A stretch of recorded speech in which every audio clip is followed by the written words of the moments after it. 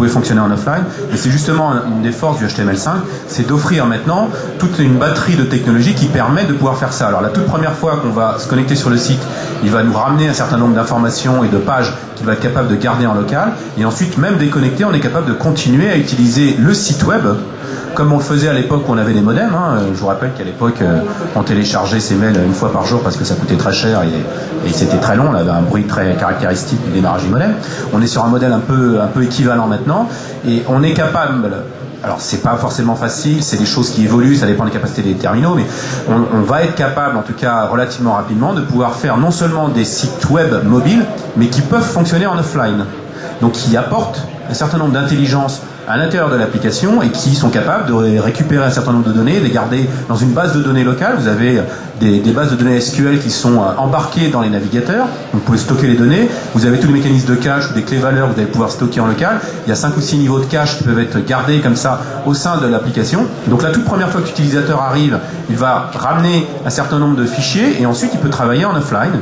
Et il y a un certain nombre de jeux qui fonctionnent comme ça. Vous avez Angry Bird en HTML par exemple, pour pas prendre le cas d'un mobile mais rien que sur le PC, qui est capable de fonctionner en offline. Une fois que vous l'avez téléchargé, il est là et il fonctionne comme ça. Il y a un certain nombre d'évolutions là-dessus. Donc le partage entre la vision applicative pure et la vision site web peut parfois se traduire par simplement une simple coquille vide qui est j'ai une application qui ne fait rien d'autre que mettre un navigateur dont il connaît la première URL.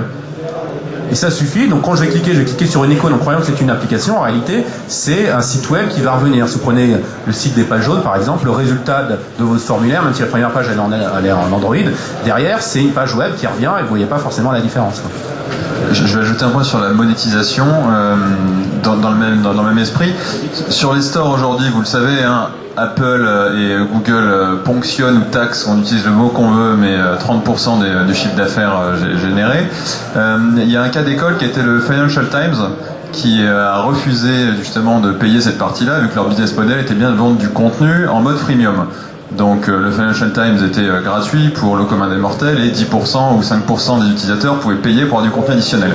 Ils ont décidé de sortir complètement des stores et ils ont développé des web apps HTML5 justement. Donc c'est des pures applis de lecture de contenu type magazine, Le Monde ou autre. Et ils ont rencontré un franc succès en ayant, alors j'ai pas les chiffres en tête, mais ils ont récupéré un bon pourcentage d'utilisateurs qui ont basculé en premium, donc qui payent.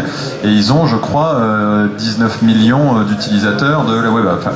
Donc il y a une vraie question, il y a un enjeu technique, il y a un enjeu de compatibilité avec plus d'OS, il y a un enjeu de maintenabilité, éviter de faire du natif, mais il y a aussi un enjeu business qui leur permet de faire une économie de 30%. Et parfois aussi, c'est peut-être plus logique de vendre son contenu sur Internet que de le vendre via des stores, vu que les gens n'ont pas forcément l'habitude de venir vers vous via des stores. Pour revenir sur la problématique évoquée tout à l'heure entre natif ou application web, je crois assez effectivement qu'on s'oriente et que les évolutions, notamment de HTML5, vont permettre à terme de s'affranchir d'un certain nombre de problématiques qu'on rencontre aujourd'hui. Maintenant, il y a une réalité au quotidien qu'on rencontre tous les jours, c'est qu'aujourd'hui, on ne peut pas tout faire avec ce type d'application.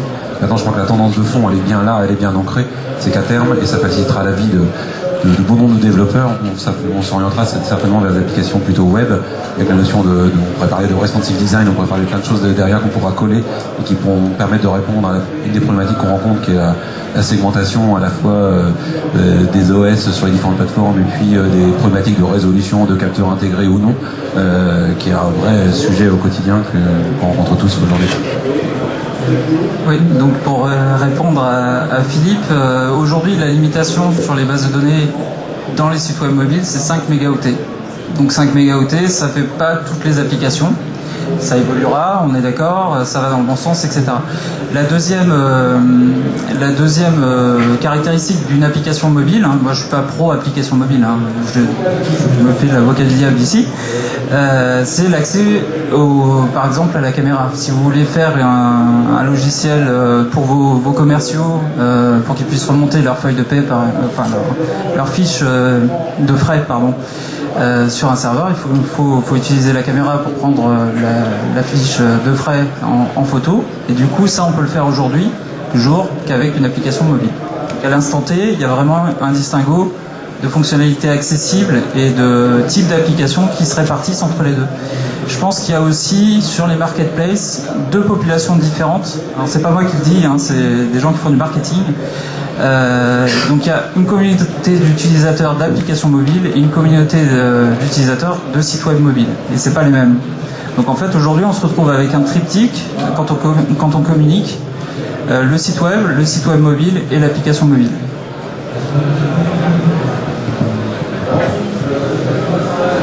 Juste Romain l'a déjà dit, mais donc cette limite de 5 mégaoctets, du moment que vous faites du traitement d'image, vous oubliez. Une image même prise avec un iPhone ou quoi que ce soit, pour 5 mégas, vous en avez une. Mais après, vous avez explosé le cache qui vous est accordé. Donc on est obligé de passer sur du hybride ou sur du natif dans ces cas-là. Ça va même plus loin, parce que si on prend avec les dernières générations de téléphones qui vous font des résolutions énormes sur les images, rien que prendre une seule photo, vous pouvez pas la mettre en mémoire parce que c'est supérieur à la taille maximum autorisée pour une application complète. Mais ce qui est intéressant aussi à voir maintenant, quand on se pose des questions, maintenant, savoir est-ce que je vais partir sur de l'application mobile ou est-ce que je vais partir sur une application hybride ou une application spécifique, c'est une vision à moyen terme. C'est-à-dire que, comme on l'évoquait tout à l'heure, bien entendu, le HTML5 pour le moment n'est pas suffisant pour un certain nombre de problèmes. On parlait de la caméra, il y a un certain nombre de paramètres qui ne sont pas encore forcément accessibles maintenant. Mais soit on veut sortir quelque chose absolument rapidement qui va fonctionner partout, et à ce moment-là, le natif peut être une solution à condition qu'on n'investisse pas des milliers et des cents et qu'on n'a pas la prétention que cette application doit toujours être pérenne dans 3 ans, dans 4 ans, dans 5 ans. Parce que la vision que l'on envisage tous d'ici 3-4 ans, c'est que justement l'essentiel des applications seront plutôt basées sur des applications non spécifiques, hein, je parle pas des jeux, je parle des applications qui sont juste des wrappers de sites web, peuvent très facilement être écrits avec du web mobile.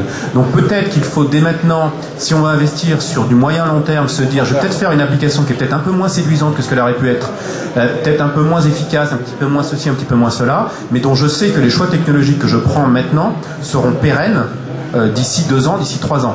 Personne n'a de réelle vision de l'évolution qu'il va y avoir sur des applications natives que vous êtes actuellement en train de faire sur un téléphone ou sur un autre. Typiquement, il y a des bruits qui courent comme quoi la prochaine version de l'iPhone aura une résolution qui va être différente de la résolution actuelle. Alors, jusqu'à présent, Apple, à cause de son modèle de développement natif qui est basé sur du pixel, était capable de changer la résolution en multipliant par 2, parce que là c'est assez facile au niveau OS de pouvoir dire je multiplie tout par 2, les coordonnées sont bonnes, mais dès qu'on commence à changer le rapport largeur-hauteur, ce qui risque d'être le cas, là toutes les applications anciennes qui sont basées sur des pixels vont se retrouver avec une zone noire et on ne sait pas comment ça va se passer. Soit obligé de déformer, bon voilà. Donc il y a un certain nombre de difficultés qui vont apparaître avec l'évolution des systèmes, parce qu'il y a une vraie concurrence qui se fait entre les différents OS, il y a des choix stratégiques qui ont été faits en amont par les systèmes, et les concurrents arrivent avec des choix différents qui montrent les faiblesses à la limite des choix antérieurs que certains ont fait et qu'on essaie de compenser à côté. Et rajouter ça après coup dans les OS, c'est pas forcément facile. Je pense aux barres de notification, je pense à le fait d'avoir différentes résolutions. Donc le développement natif, c'est pas quelque chose de simple. Sur Android, déjà, on a une variabilité de device, on a une variabilité, il faut pouvoir fonctionner sur une tablette à l'horizontale, à la verticale, sur des téléphones de taille différente, sur des téléviseurs, sur des voitures. Je travaille sur le projet Airlink qui est des Android embarqués dans les véhicules pour Renault. C'est des environnements qui sont différents. La grosse blague, c'est de dire qu'on peut pas se mettre à l'horizontale à moins de faire un tonneau. Mais donc il faut vraiment intégrer cette problématique. Soit on est sur du court terme, et là on se pose la question application native ou application globale, soit on est sur une vision à moyen terme et on va se répondre différemment peut-être aux mêmes questions. Alors un point pour confirmer ça, il y a aussi quelque chose qu'il faut prendre en compte aujourd'hui, c'est que une application web, elle a tendance à pas avoir le même degré de réactivité, au niveau interface graphique qu'une application native. Il m'est arrivé dans mon dernier projet d'avoir une application hybride où j'avais une partie en native et une partie en web. Les écrans étaient vraiment similaires, aucune différence, et pourtant l'utilisateur me dit sur cet écran-là, je sais pas, il y a quelque chose, il y a une petite latence et ça me va pas. Ouais, c'était la seule UI qui était faite en web. Donc il y a encore une différence. Donc c'est vraiment des choix stratégiques aujourd'hui. Moi je pense que là on rentre sur la discussion plutôt tournée autour des utilisateurs. Alors forcément quand on veut développer une application mobile pour un client, on va avoir tendance à vouloir rationaliser ses coûts, et donc on va faire des choix qui vont nous porter, des choix technologiques qui vont nous porter peut-être plus vers du web. Maintenant, il y a un choix pour les utilisateurs, que vous êtes tous, qui sont les applications et celles que vous aimez utiliser.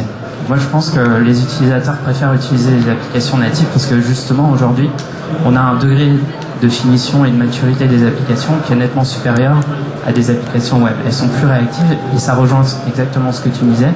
C'est-à-dire que les utilisateurs se rendent compte finalement que vous êtes en train d'utiliser une application native ou vous êtes en train d'utiliser une application web. Si on prend des exemples d'applications très connues, telles que celle de Facebook, qui est une application hybride, avec un conteneur qui est natif et qui vient chercher du contenu web, qui ne s'est pas retrouvé avec un écran blanc, quoi.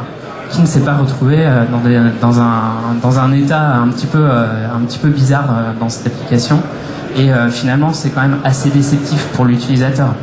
Donc, quand vous allez faire votre application, alors effectivement, on peut aussi réfléchir en termes de portée à moyen terme. Moi, maintenant, ce que je cherche, c'est une adoption aujourd'hui de mes utilisateurs. Et je cherche pas à faire mon choix dans 3 ans, quoi. Je veux que ça marche aujourd'hui et je veux que mes utilisateurs utilisent mon service.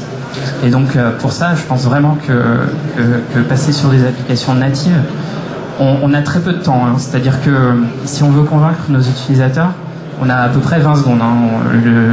Un utilisateur va télécharger l'application, il va la lancer, il va la regarder, et puis au bout de 20 secondes, soit vous avez de la chance, il la garde, soit au contraire, il va la supprimer, et si vous avez vraiment pas de chance, en plus il va vous mettre un commentaire négatif. Donc il faut aussi être capable de convaincre et de favoriser l'adoption de vos services. Et moi je pense que une des clés pour ça, c'est de proposer des applications qui soient jolies, qui soient un petit peu originales, et c'est la philosophie des plateformes. Il y a une culture sur chacune des plateformes, et cette culture, c'est un petit peu comme apprendre un langage finalement, enfin une langue étrangère. Vous pouvez apprendre plein de langues étrangères, si vous connaissez pas la culture qui va avec, vous échouez quelque part dans votre finalité, quoi. Je vais réagir sur ton exemple de Facebook. En effet, on a tous l'habitude d'avoir un écran Facebook blanc. Et le problème de Facebook, finalement, c'est que c'est des infos dynamiques. C'est des infos qui sont très actuelles, des infos chaudes, et de toute façon, on est obligé d'aller chercher sur le web. Donc le goulet d'étranglement sera forcément le réseau à un moment donné. Facebook, en fait, ce qui est peut-être dommage pour eux, et peut-être que je vais leur donner une idée, et peut-être qu'elle est mauvaise, mais à un moment, il faut se poser une question de conception. Je lance l'appli Facebook à un moment où j'ai pas beaucoup de réseau. Est-ce que ça serait pas plus pertinent d'avoir stocké les dernières actus que j'avais et les afficher, quitte à dire c'est pas à jour, mais contente-toi de lire ces éléments-là, plutôt que d'afficher un écran blanc qui dit j'ai pas de réseau. Et en fait, sur le mobile, on a beaucoup de situations où, en phase de conception, il faut pas oublier qu'on est sur un environnement qui est très instable. Le GPS, on sait jamais combien de temps il va mettre à répondre. Le réseau, on sait pas combien de temps il va mettre à répondre. On affiche une carte Google Maps, on sait pas combien de temps ça va mettre à télécharger les tiles de la carte. Donc il faut absolument se poser la question de ces modes dégradés et de ces situations qui sont un petit peu nouvelles pour les gens qui conçoivent du web, et les gérer. Donc se poser les questions, est-ce que j'affiche la carte sans la position, est-ce que j'affiche la position avec l'ancienne carte, et ce genre de choses. Juste pour revenir sur ce qui a été dit, est-ce qu'on n'est pas, je ferai un parallèle à ce qui a été dit tout à l'heure avec le client-serveur, est-ce qu'on n'est pas finalement en train de refaire le débat quand le client léger est arrivé et par rapport au client-serveur, voilà, on voit bien qu'il y a des solutions après, je suis assez d'accord, en termes de conception qui permettront de pallier les latences qu'on pourrait trouver au niveau du mobile. Donc, on a un faux problème, en tout cas un problème qu'on s'est déjà posé il y a quelques années, et au final c'est quand même le client léger et le web qui l'a emporté très largement. Ça ressemble vraiment, le débat est vraiment très très similaire en tout cas. Je pense qu'en termes de contenu, si on revient sur les contenus, c'est pas forcément l'exemple qui a été pris tout à l'heure du mélange entre du natif et de l'orienté web. On voit vraiment la différence au sein de la même application. Après, moi, je pense qu'on se distingue aujourd'hui dans les applications ou sur les sites web mobiles par le contenu et les usages qu'on y ajoute. Si le contenu est sympa, si le contenu prend l'utilisateur, l'application va marcher. Après, c'est mon avis, hein, ça n'engage que moi. Mais je pense que du coup on arrive à fidéliser l'utilisateur beaucoup plus parce qu'on lui apporte comme information et comme contenu et comme utilisation novatrice, plutôt que par un scrolling qui a un temps de réaction de 5 millisecondes par rapport à 10 millisecondes sur